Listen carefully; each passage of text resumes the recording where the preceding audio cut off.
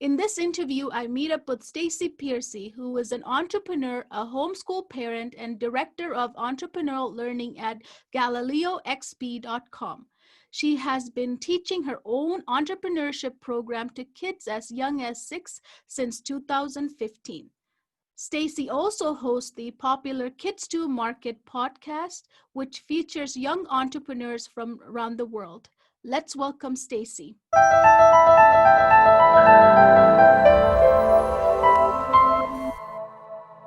Thank you so much for taking this time to be here. I wanted to ask you that you have 3 boys you chose to homeschool. How did that all start? And also, I know that you're familiar with unschooling. Maybe you want to explain the difference to our viewers. Well, let's just start with how we got started. Okay. My oldest was in a charter school that focused on the arts for kindergarten, and it was a fantastic program. You know, I had 2 other babes in arms, so I had a toddler and a brand new baby when he started school, and he had a Montessori trained teacher, and she was lovely, super forgiving, very laid back, so you couldn't have picked a better kindergarten, to be honest. And it was half days, and he hit about April and he didn't want to go anymore. He kind of had enough, like he was finished. He didn't feel like doing it any longer. And so there was a lot of tearful drop-offs and please don't make me stay, or I'd have to stick around till he got comfortable back into the classroom, was happy to stay for the day or for the, the period of time that he needed to be there. And it was a considerable drive from our house as well. That when he finally finished in June, made tons of friends and had a great time. He was sort of excited that it was over and that he would never have to do that again. I said, well, actually it starts again in the fall. And this particular charter school actually only has 6 weeks of summer holidays. They actually start up mid-August because they give their teachers more professional days to work on their own stuff. And so when I explained to him he had to go back, he said, well, if I had a break, maybe it'd be okay. I don't mind doing this. And I said, just do understand that it's full time. You have to go all day long. And he literally laid down in the parking lot and started crying, like right on the ground. So I said, okay. We can talk about it. Just relax, And when you're managing 2 other small children, you sort of go, okay, it's so much work. We're Canadian, as you know, so prairie winters are really hard, and you start projecting forward on all the driving and, having to deal with toddlers through all of that because they have to come with me because my husband works full time. So, we own our own business. And so I can't leave my kids at home with him. That's for sure. So if I had to, go anywhere, I have to take them with me. And a large portion of our day was spent driving back and forth to this school because it was a solid 45-minute drive in both directions. So those 2 toddlers, the toddler and the baby, are doing it twice. So they're spending 4 hours a day in a vehicle going back and forth. Yeah. So it wasn't hard. It wasn't a hard sell when I suggested to my husband. I'd always thought about homeschooling, in part because of the experience that I had in middle school and in junior high. I left that experience and said, oh, if I were ever to homeschool, it would be these grades. The teaching was amazing, but it was more the overall experience, not just peer influence, but what you were required to learn. We had a really great band program, so I was really lucky. But if I hadn't had that band program, it would have just been a physical and intellectual and emotional struggle for me. And so I always thought, and the peer interaction sometimes was crazy. Like it just wasn't something I appreciated. Yeah, it's hard. So when I said to my husband, I think we could try homeschooling, I've done a little bit of research. I don't think there's a whole lot to do when you homeschool grade 1. So I don't think that I would wreck him if we chose to do this, and we can always go back the next year if it doesn't work. And he was all for it. He's not a fan of school. And so he just said, yeah, let's give it a try.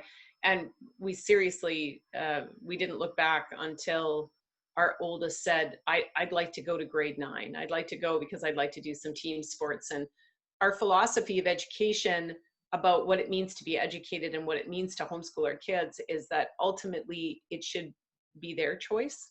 Yes. And so if they want to go to school, that's their decision. It's where they learn best, where they're most comfortable, how do they get the information that they need and the avenue. And he wanted to do that. He wanted to go and have that experience. And so we fully supported it. We had a really great local public school for that junior high years. And it was good. It was actually a really positive experience, but that sort of lends into the question about unschooling, about choice and about autonomy.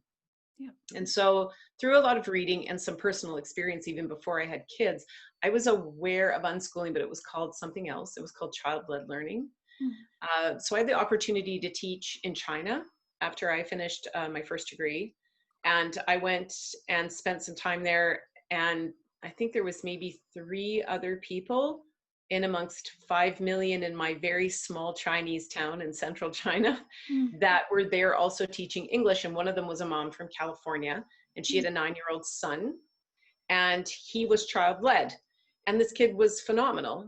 And I tell this story to so many people because I think it's very illustrative of what unschooling is. So she had the freedom and the flexibility to take off. She'd go teach. He would come and sit in the classroom with her and actually even help her teach, but he could not read. He didn't do any form of math. He couldn't tell time on an analog watch. And she assured me that he'll get there when he gets there. Well, if you don't teach a child to read, how will they learn? If you don't sit them down and explain the concepts of math, then how do they get there? And I watched over the period of a year, this kid just could build anything out of noodles or matchsticks, or there were these really weird plants that kind of grew outside the building, and he would break off the stems and he would build these fantastic structures. And I don't mean like little ones. I'm talking like suspension bridges kind of structures. He was amazing. And he could speak Chinese almost instantaneously. Wow. So in China, you have a standard Chinese, which people like to call Mandarin, but they called it standard Chinese. And every single town, every single village, every single city has their own dialect. You know, he picked up multiple dialects and was speaking within 6 months of us being there. He was beginning to translate for us because he would play with the neighborhood kids and he would learn to speak the languages. So it's clear that he's bright. Yep. So I became very fascinated by this. His mom was also a homeopath, which is, an alternative medicine. And I spent a lot of time with his family. So fast forward, I have my own kids. I've decided that I think we should try unschooling, which I'll explain in a minute. And I caught up with her and I called her and said, so whatever came of Matt, like with that whole story as a background, that's my only context of Matt. I left China before they did. I think they actually stayed for a couple of years. She said, well, we've got a really large child-led community in California, like 100 strong. And we've noticed that somewhere around 12 or 13, they start looking for structure. They want to do something, be mentored by somebody else, take a class. And Matt decided he was going to take an AutoCAD class. And I still think he was a struggling reader and he'd never touched math, ever. Wow. And so he taught himself what he needed to be able to take this computer-aided drafting and design, right? Wow. In a community college. So he was taking a college level class at like 13 years old. And I said, so where did he end up? He goes, well, he's got an honors degree in architecture. So it's an interesting transition. It's such a fantastic story to tell to people, to say, you don't have to do this in order for great things to happen. I mean, those are feel-good stories. What happens to all of the unschoolers where they didn't do something like that and as being self-directed really helped them. I can't tell you stories like that because I only really hear the good ones. I haven't really come across that many unschoolers that haven't been successful in their own definition. So what's the difference between homeschooling and unschooling?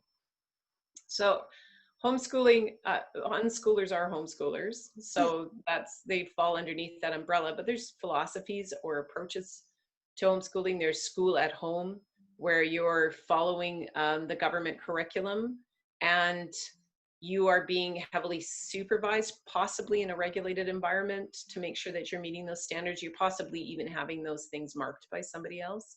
Yeah. And then you go to what I would call a traditional homeschooler, where you pick and choose curriculum that suits your needs at grade level. So you're doing English language arts, you're doing social studies, you're doing science, you're doing a math curriculum. Sometimes you would find tutors, or you just sort of, you put it together. Yes. You become sort of this hub, this central individual. Then there's eclectic homeschoolers, which I'll actually talk about afterwards. And then I find that there's self-directed learners, where we call them unschoolers. Some people call them autonomous learners or child-led learners, where the child actually gets to decide what they learn, when they learn, and how they learn it. Mhm. So how do you do that as a parent? Yes. It's almost like a management approach, right? You learn to lead from behind. Yes. And when they expressed interest in something, you start to provide resources for that when they're young, Exactly. Okay. right? You Yeah. put things in front of them sometimes that they might be interested in, but they're not required to open anything or write anything down. There's no coercive teaching. No. There's no rote learning. You'll find that their learning happens in disparate leaps, right? So they'll just be totally engaged in anything to do with mathematics or anything to do with science, and then math happens by proxy. Or Mm. they're heavy readers. You see that in a lot of child-led learners. And so they learn to write by active reading, and then they find that they're starting to write their own stories. And so you Nice. don't have to say you have to do it. You just allow them to explore their world and their life. And child-led learners or unschoolers believe that kids are learning all the time. Yes. In every opportunity, every moment, every interaction that you have, they are actually learning. So the original person who I don't know if he coined the term, but he definitely was sort of what we call the father of unschooling, is John Holt. Okay. And you can put that in your show notes and tell people to go and take a look at it. But there's been many since then. And so the whole idea is that the reason why children learn is because they have a natural curiosity to want to learn. And he wrote a book, How Do Children Learn? He wrote one on how children fail as well. Mm-hmm. And it lays this foundation to say that you don't have to put these things in front of them. They'll get there when they need it and in time for when it's useful. Yes. And so I've come across this a lot in my own research and my own experience and my own conversations with people who wouldn't even define themselves as unschoolers. Like, say they chose entrepreneurship and they chose not to go the college route. We know many entrepreneurs drop out of college. Yeah. You know, Bill Gates, Jeff Bezos, Yeah. there's tons, because they fake it till they make it kind of thing. And this Yes. is, unschooling's almost like this, in the sense that they're going, well, I needed to take this AutoCAD class and I need to read better. So he worked really hard to improve his reading level. And he had to have some definite geometric math. He had to have algorithmic math. There was things in there that he needed. She said then he's discovering while he's doing the algebra for the AutoCAD that it'd be Wow. much easier if he had memorized his multiplication tables, so that his algebra goes easier and faster. So then that happens on the side. He looks for an app where he can Wow. power learn what it is that he needs to do. But he's never touched upon trigonometry because he does not need it Yes. for what he's doing. Yeah. So we don't believe that we need to learn everything for all possible futures. Yes. Exactly. They can entirely be by their interest. If they never touch biological sciences, that's okay for an unschooler because it doesn't have context and it isn't necessary. But have they never come across biological science? Oh, of course they have. Like, one of my favorite stories is finding an owl pellet. Mm-hmm. And, I brought it home and it smells really bad, by the way. And they start to rip it apart. And now we're having to do anatomy and skeletal structures and guess what the kind of animal is. And it just becomes very hands-on learning. But Yes. then there'll be months and months and months where, yeah, we don't touch science at all. All Yes. we're doing is literature. Maybe it's because we're, binge watching really amazing, theater to movie reenactments on Netflix or something. And then we have conversations about the impact of Shakespeare on our culture and on our language. I didn't have to show them Shakespeare. They found it Mm. as just part of living life. So Yes. that's Makes sense. probably in a nutshell It what does make unschooling sense. is. And while you're talking, I'm thinking about, a lot of the time we're educating kids, but there's no internal motivation. Everything you said was all driven internally, right? And then it's led by them. Like, absolutely. It's like, it's amazing that, It becomes intrinsic, right? So yeah, that's the whole point, which relates back to that sort of entrepreneurship sort of idea, yes, is that, yes, you know, you don't want to be an employee because that means you just have a job and you're getting paid. But when you're an entrepreneur, you don't get paid. But there is this, so then why would you do it if you're not making any money personally? There is a motivation behind it. It has this sort of end goal. It has an interest. It has a vision. You know, Exactly. it's the possibilities going forward or the potential of that business that drives you forward. And for unschooled children that are self-directed and autonomous, and ultimately the key to unschooling is those children are given choice.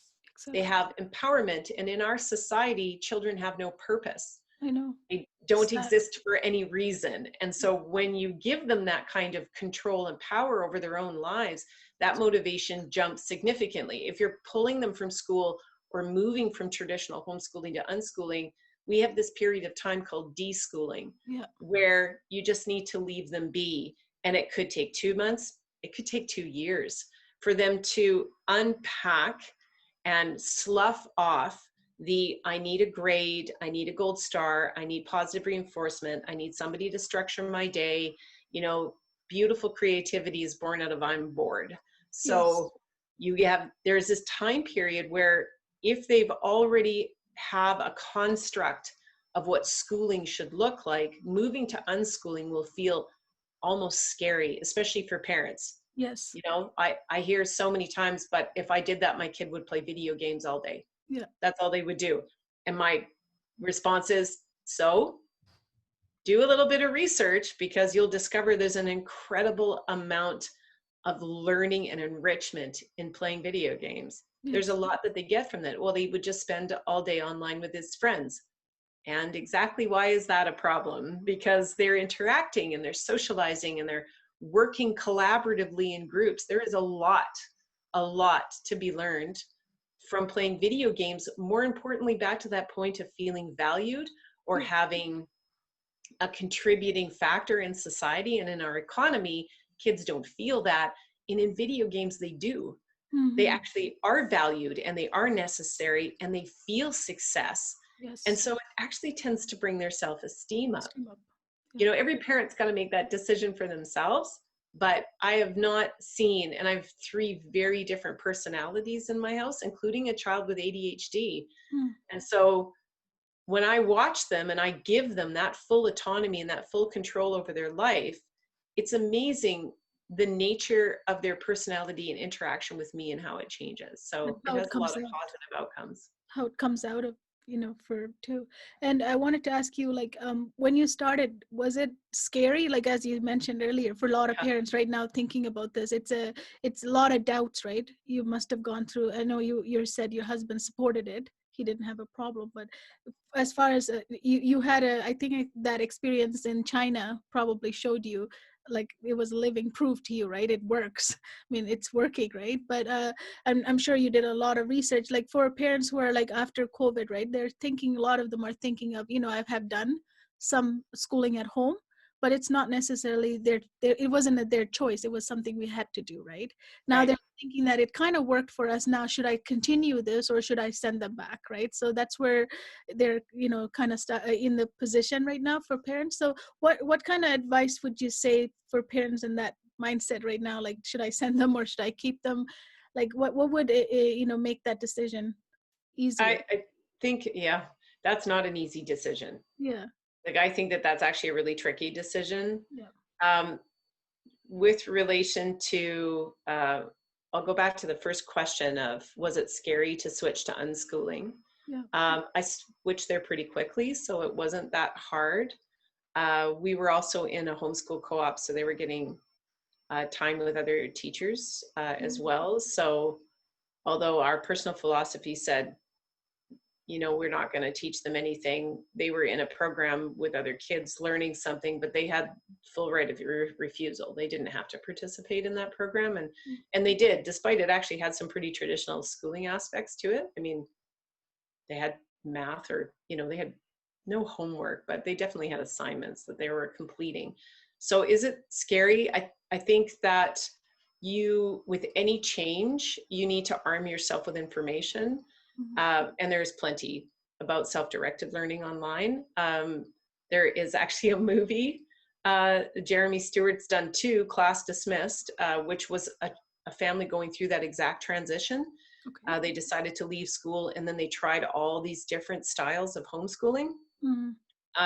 So that's actually a really good movie, because you watch that transition. And then recently he just released Self-Directed, and he's following adults who were unschooled Mm. and how that impacted their future.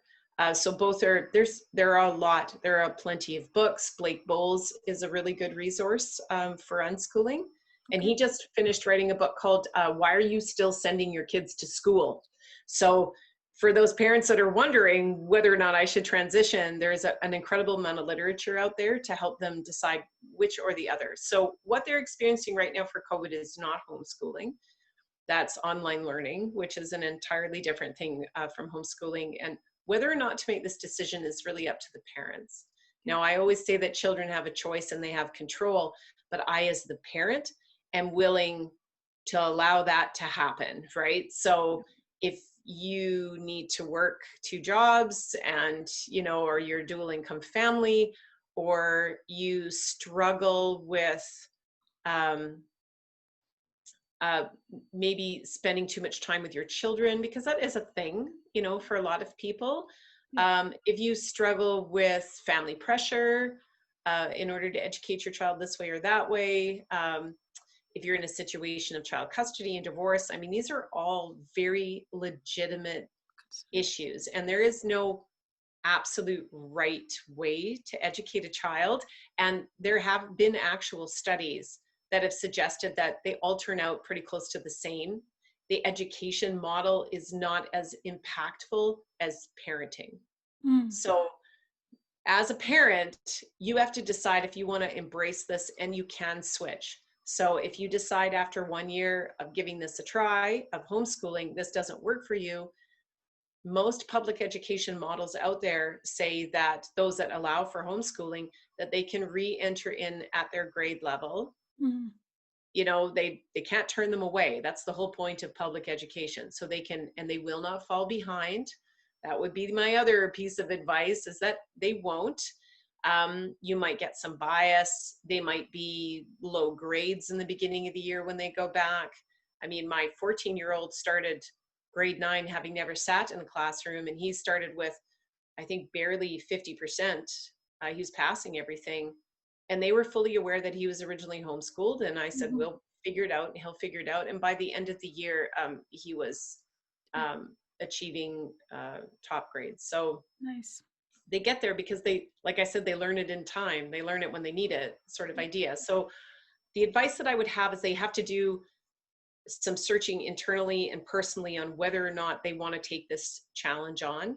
Yes. Some people find homeschooling very hard. Some people find it very easy, because it's based philosophically in how you define education and being educated, which is different from being schooled. Yes. So what does it mean to have an education?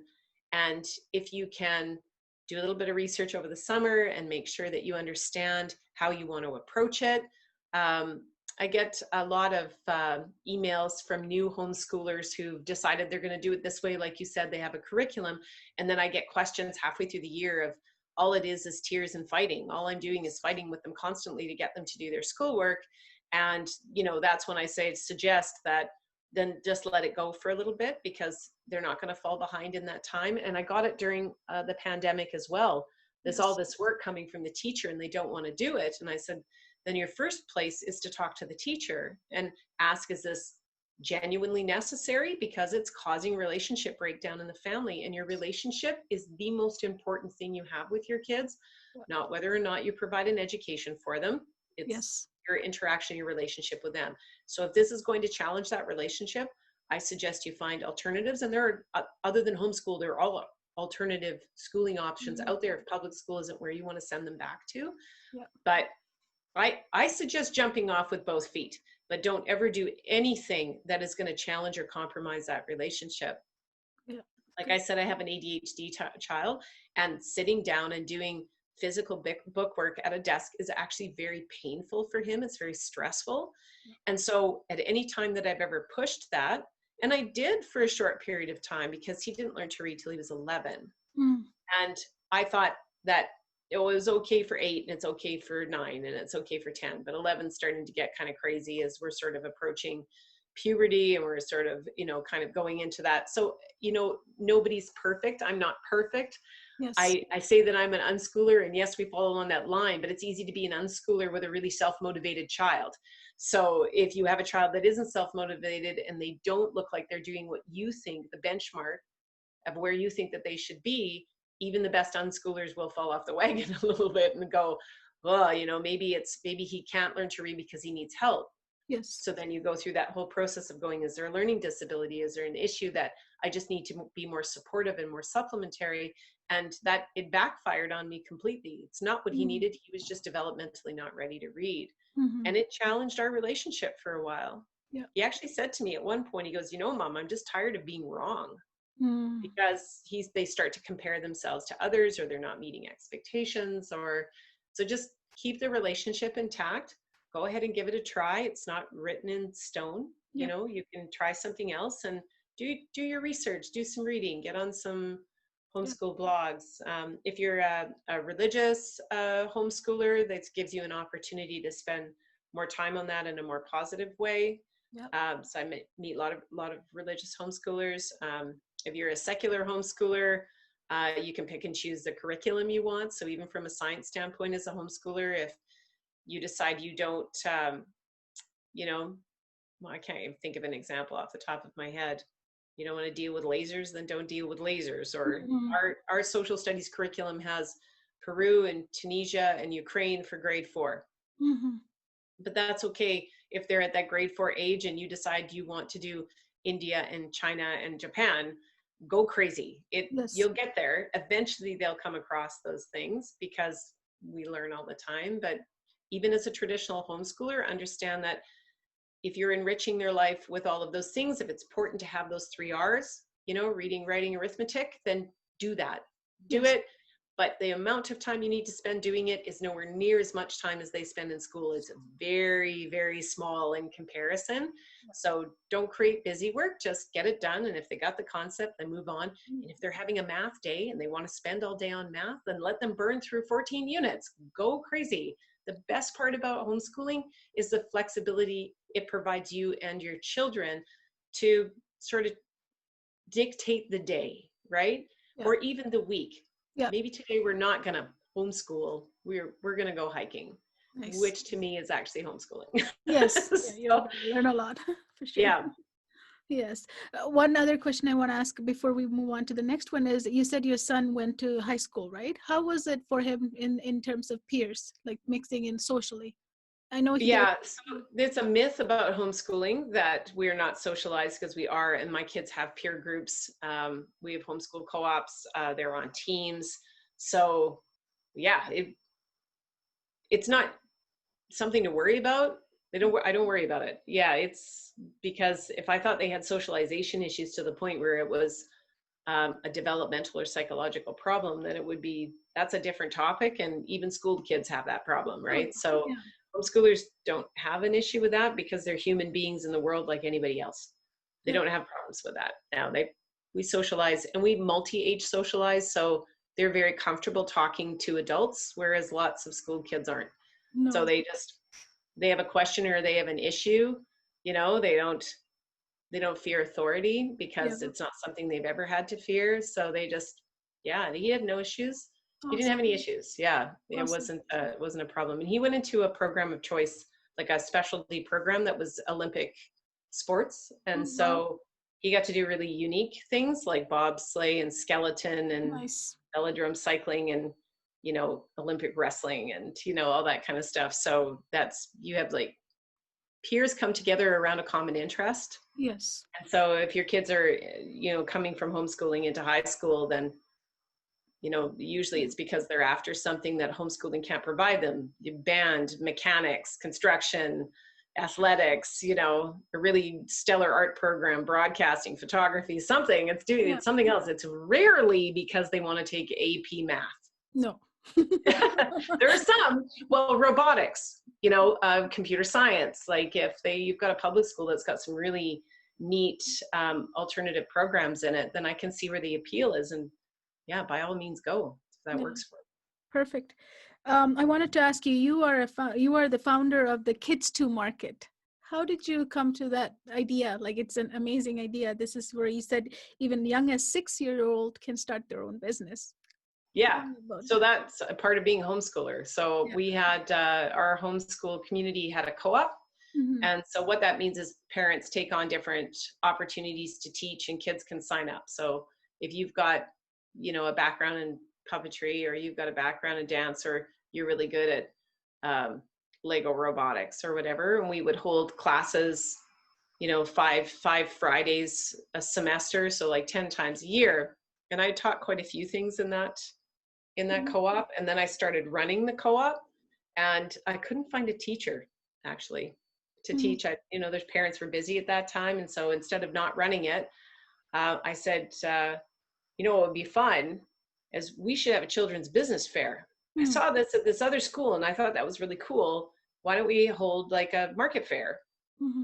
And they thought that was the school, the group, the homeschool group said, geez, that would be fun. And can we invite other people? And someone actually said, my kid wouldn't know the first thing about starting a business. I was like, well, I can teach that.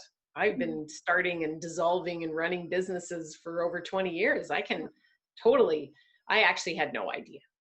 I had no idea if it was going to work. So they said, oh, could you do it with like the really young ones? And I went, sure. The teens weren't available because they were already engaged in a program and had a teacher for their program. And so I don't know, it could have gone really badly, and it didn't. That first day when I taught that very first class, so I had 3 classes of somewhere between 15 and 25 kids each. And I started with ideation, and they snapped that right up. They got it right away. The next week they came back with prototypes and were ready to pitch, and we're getting into cost analysis and pricing models. And yeah, it was hard. There's a lot of things I dropped after that first experience of teaching, things where like I had them fill out a business plan, which is strange as an unschooler that I would offer something like that to a group of homeschoolers, but not everybody in the group was unschoolers, and my entrepreneur brain took over. To be honest, as an entrepreneur, I've never written a business plan.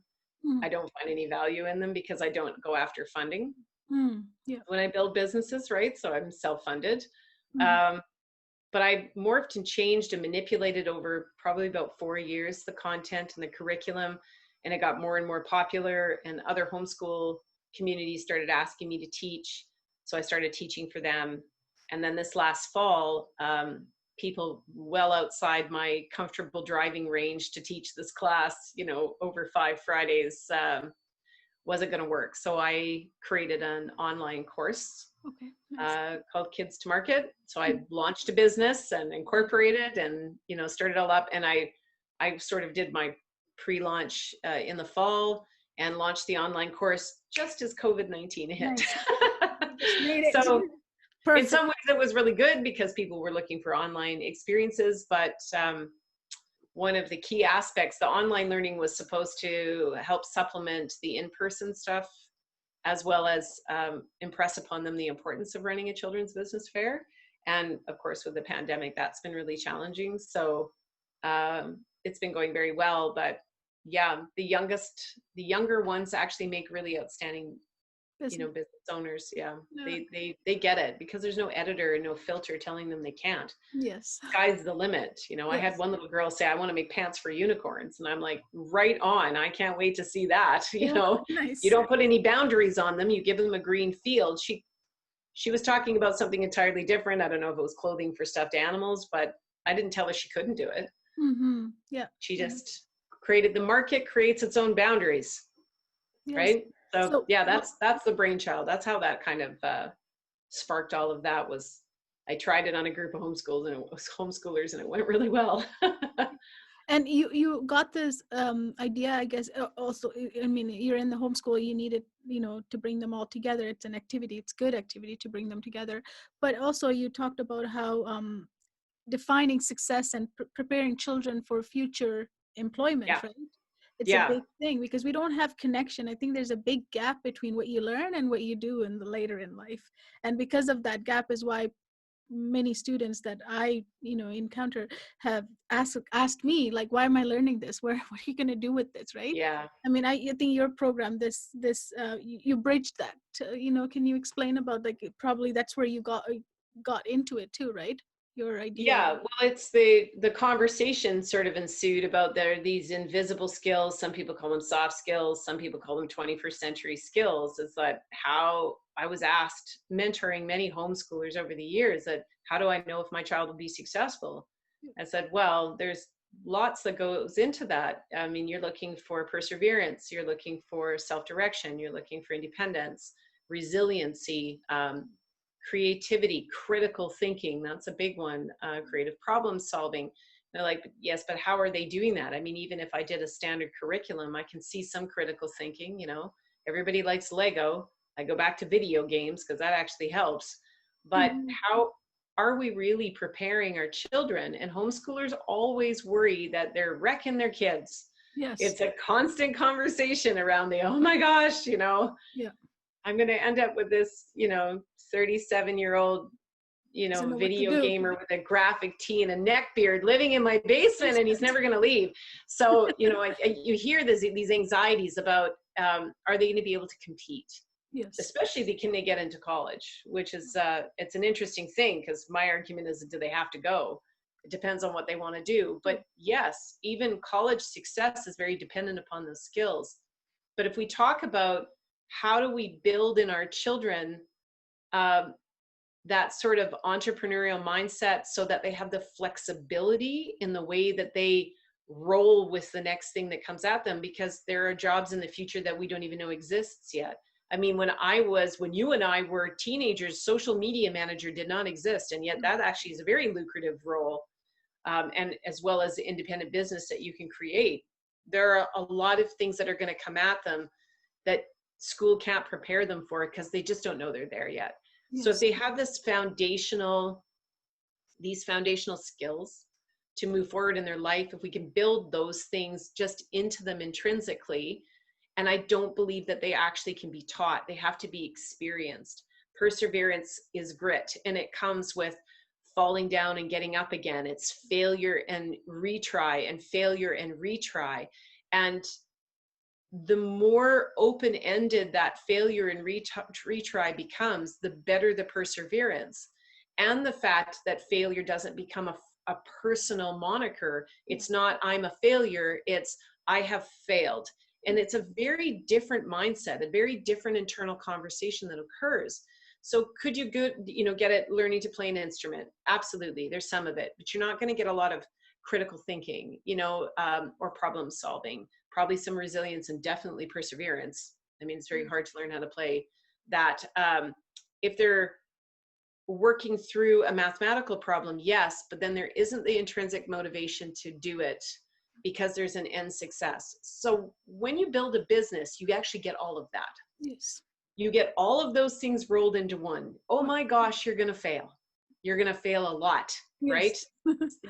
The path to success is paved in failure. So that happens. So the resiliency and perseverance piece is definitely there. And perseverance comes with setting an accountable deadline to somebody else, yeah. Right? That also comes with sort of that stick-to-itiveness, which is the grit that kind of comes in. The other aspect they get is about having to think creatively. What kind of problem or value are you solving for somebody else? When you have to come up with a business idea, there's an incredible amount of creative problem solving that goes on. And then you move into that critical thinking. You've got a brand new business idea. Now you've got a prototype, and now you've got to go through that whole lean startup methodology, right? You've got to rethink the problem and test it on people, and then come back at it and evaluate the feedback, and then come back into the loop again and say, do I need to slightly change the prototype? Am I answering the call of someone's needs, or did I make it with assumptions based in the marketplace? Yeah. So when you have to go through that, that's why I said you don't have to put boundaries around children learning to build a business, because the market does it. Yeah. The market does it for them. Yes. And they learn all of these things. They learn how to fail and get back up. They learn how to persevere because they really want to make some money, since that's ultimately the goal. They learn how to cooperate with others. They learn when they can't do something that they look for resources in order to support themselves. They research things, they're creative, and they definitely go through that critical thinking loop constantly, and it has an immediate reward. Yep. So the motivation is there. Money is a very, very good motivator. It's not the only motivator and it's not the best motivator, but it's a pretty good one. They discover along the way that money wasn't the point. Yeah, no. It was the fact that they created something with their own hands or came up with their own idea and other people wanted it. And we come back to that, the point of children in our society and our economy. It gives these kids an opportunity as young as 6 to feel value and to feel like they're contributing. Yes. So I watched this transformative effect year after year. You know, the kid that talks into his armpit and is super shy and won't do math with mom. And I see them in a business fair and they're standing up tall and they're smiling. They're originally shy, but now you can't shut them up. You know, they're just ear to ear grin. And I get things like, I didn't think anybody would buy it. And wow, I really wish I would have made more so I could have made more money. And I'm so excited. I just want to give all my money away. They have this like fantastic superpower now. So they want to donate all of their money. And or they take their money and they buy everybody else's business at the business fair, which is fantastic. So they're supporting their community. Yeah. I've never seen one homeschool project in 10 years of homeschooling and watching my children go through public school. They're, like the older one is, I've never seen a project just do such a holistically fantastic job of all those things, all those skills that we want children to learn. So that's my motivation. That's, you know, that's the why to my how is I can't get over how transformative this experience is. And I love doing it. It's a lot of fun. Yeah. When I read it, it sounds like a holistic experience for the child for sure, you know, and seeing, and so much of it is like, it's the unknown, right? You're taking the unknowns away from them and also understanding the whole world around them because they don't really get how a supermarket works. Now they go in, they get it. There must be a markup here. What am I paying, right? All these things, it's like they're calculating before they're just randomly just walking aimlessly in a supermarket. Now their brain is turning about all. And that's with everything, right? That's actually part of the class. Like one of the assignments is I want you to go to the store and I want you to find the marketing. I want you to find the call to action. I want you to find where they're kind of roping you in and pulling you in on that so they understand marketing. And I want you to take a look at the price and what do you think the value is compared to the price? Is that a cost plus model? Is it a value plus model in comparison? And they come back so excited that they understand this environment. And building a business it's like Christmas, right? So I call it the power of anticipation. Yes. The power of not yet. I've heard a doctor talk about it in a TED talk because she advocates gradeless schools. Yep. So instead of they going, you know, you got 80%, you got 90%, you got 60%. If it's below perfect, you get the mark you get on the paper is close, but not yet. Yes. Like that's the feedback these kids get instead of the you're only 60% good. You're only 40% worth it. Is that they get this power of not yet. And you get that when you build a business because you don't know if anybody's going to buy it. So if you build forward to that, you know, I think the best part about an anticipatory event where you're really excited about it, it's not likely the event that's the best part. It's the build up before the event. Yeah. You know, like Christmas, because that's my context, right? Yeah. But other cultures have similar events where we get really excited. Yeah. And it's the moment it's all over, but the build up to getting married is the best part. Yes, yes, more than the day of it. Fun. Yes, more than the day exactly. of it, for sure. Yep. Do you think some parents might think that as young as 6 might be too early to introduce money? Like, you know how we're a society, you know, our currency is money. Everything is based on that. And in school, the currency is grade, which is actually bad, but that's how we are, right? But do you think some people have a reservation about introducing the money concept to a young child at 6? So that was the very first obstacle or opposition to the idea in the first homeschool co-op, because I had done some research on some other children's business fairs and said, you know, so-and-so sold a what's it and she made $400. And I had a parent put up her hand in the meeting and say, I am very uncomfortable with my 6-year-old having $400 to $600 to just do whatever she wants with. And because I do make the suggestion to parents that they don't put limits around how the child spends the money because it is their money and they made it. And if they want to spend it all on gummy bears, maybe that's a bad example because some people put restrictions on candy. I get Yeah. that. But, you know, if it's what they want to do with it, because it's part of the course. So what are you going to do with it? Are you going to reinvest it? Or did you make money for a particular goal? And now that you've made that, you're not going to keep your business up because you could buy that Xbox or you could buy that new BMX bike, you know, whatever it was. But if we have to give them the autonomy and control over that decision-making process, or it just becomes another school project. Yeah. They don't get to keep the money. What was the point? Yes. Why would they bother? You Yeah. know, they won't have that internal motivation. And so what have I experienced in really young kids? The younger ones are more successful at reinvesting in their business idea because they Mm-hmm. want to make more money. Mm-hmm. So the middle school ones have a goal. You know, mom has said, you know, no to this toy or that toy. And as soon as they make that money, but overall, interestingly enough, most kids actually are looking to build a social enterprise, which is where the business goes to help a charity or cause that they're passionate about. And so I'm not too concerned about it, even if it goes through one cycle. You know, if a child puts up a lemonade stand, are you worried about the money that they're going to make there? Or do you go, well, great, now you can go down to the store and ironically buy a Slurpee instead of the lemonade you were making, because that's actually essentially what they do with it. And I think that the value of, as young as they possibly can, understanding economy and how money works. I made that money. I worked really hard for that money. And is this item I'm going to buy worth that hard work that's in my hands? And when we give children money, they don't learn that. They don't. You know, it's the same thing with saying, well, I pay my kid to do chores. Nothing wrong with that. If you're going to pay your child to do chores, I don't.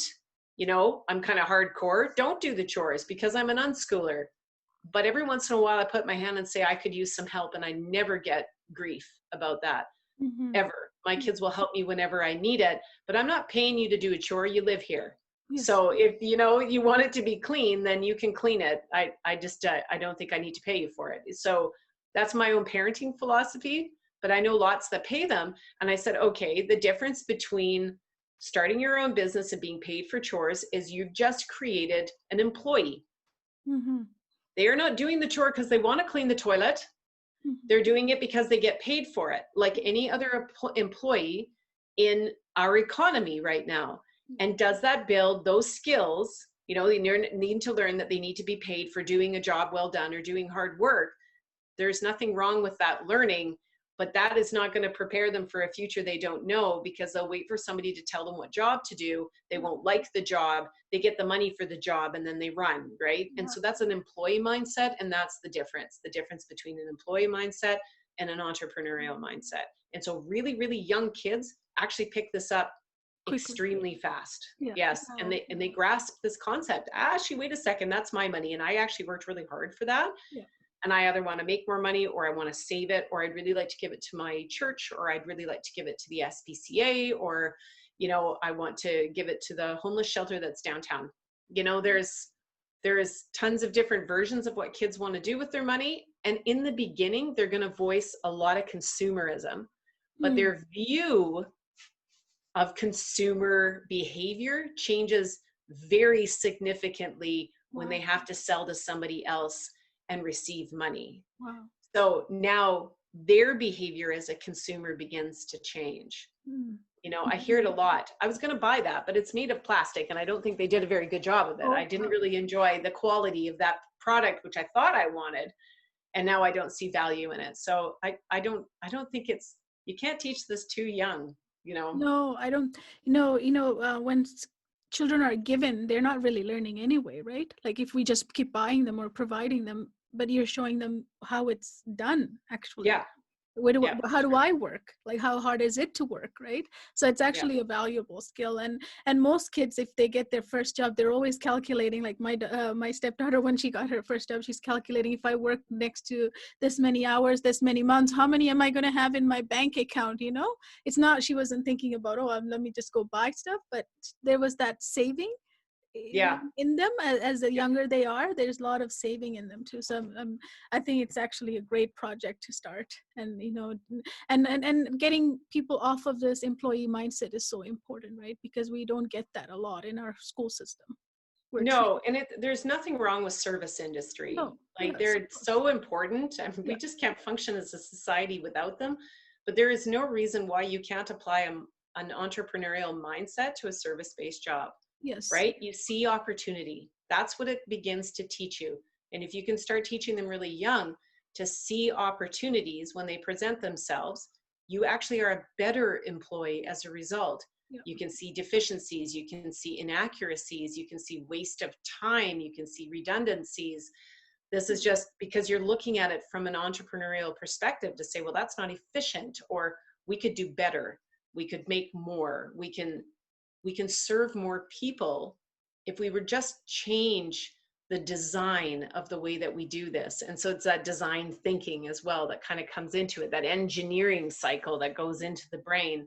So it's, if you start learning and thinking with that enterprising notion, yes, then even if you end up being you're a nurse, or you're a teacher, or you're a frontline worker of any kind, I mean, it is clear how unbelievably essential they have been in the last few months. So yeah, it's important. It's the ones that were enterprising in their jobs, that were successful, that kept themselves healthy, and were essential for those of us who rely upon them so heavily. So yes, I don't want to discount the value of those roles in society. They're definitely very, very important, but yes, those, you can approach jobs and employee positions with an entrepreneurial mindset, for especially sure. when you understand, is it worth my time to do this job for the Yes, amount of money that I'm being paid?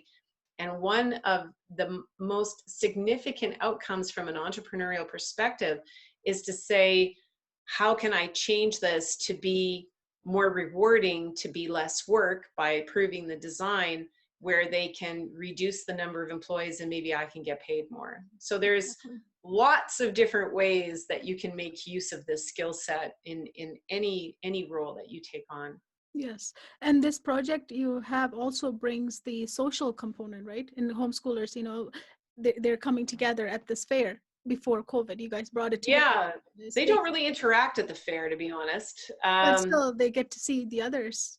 Yeah, they do get to see other businesses. Yeah, like I said before, I don't worry about socialization for homeschoolers. That's a misnomer. It's an Yes. incredibly overarching myth Myth. that we don't socialize. My kids have got an incredible group of friends, and they have lots of projects that they do with other people. Perfect. Um, what I find is beneficial, yeah, because a lot of the children's business fairs I invite other than homeschoolers, right? Yeah, everyone. So yeah, it's I guess the best benefit would be if you actually are mixing educational approaches into a business fair. If you put one on, because it's very easy to put on a children's business fair, Hmm. uh, it helps the community at large see that homeschoolers are no different than their own kids that are going to school. Do you know what I Exactly. mean? So I Yeah. think it changes public perception. I think Yeah. that's probably the best benefit. If they don't know each other, I mean, they'll go and buy each other's businesses just like any market, any Yeah. farmer's market, but they don't really interact at a business fair.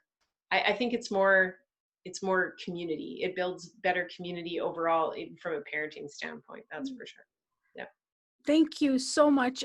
Before we leave, I just have to ask you one thing. So, a parent who's thinking right now about homeschooling, your idea you told me earlier is that just make it feel right for you before you start, and then what would you like to leave them with? What's your advice? The last piece of advice. Don't stress out about it so much, right? If you mess up for a couple of months, or you don't think that was the right approach, try something different and Yeah. start again. And you're not going to wreck your kids. They're going to do just great, because those of us that are unschoolers are proof, because we don't do anything in order to facilitate that learning, and they learn beautifully and they learn really well. So if you're going to do a structured homeschool program, just take it easy, take it slow, do what works. If it worked here, try that again, and let go of the things that don't work, and be willing to switch gears, because the mantra in any homeschool is that it's working or not working for now, and it's going to change. You're going to have this beautiful system going, and then it's going to stop working for some reason, developmental changes or family dynamic or whatever it is. but make sure you really want to homeschool before you jump into this, and that you're willing to take the time, the research, and reach out and talk to other homeschoolers so you can get different points of view, because everybody has an opinion on this. Yes. So make sure you embrace yourself and wrap yourself in different ideas, and give it a try, and don't take it too seriously. And you shared some really good resources for them to, even movies and books, and a lot of resources out there that they should be educating themselves and learning before, starting thinking of it, jumping into it. But Exactly. it's okay if you don't do well first time. Like it's okay. You can change. Keep changing. Yeah, that's right. Switch it. Do something different. Do structured, do unstructured, do eclectic, do unit studies, do project-based learning. Perfect. Give it a try. Try it on. That's like hats. Yes. Just keep switching hats until you find the one that fits nice. Yes. Yeah, that's for sure. Thank you so much for coming and talking to me today. Thank you, Stacy. Oh, it's my pleasure. Thank you so much.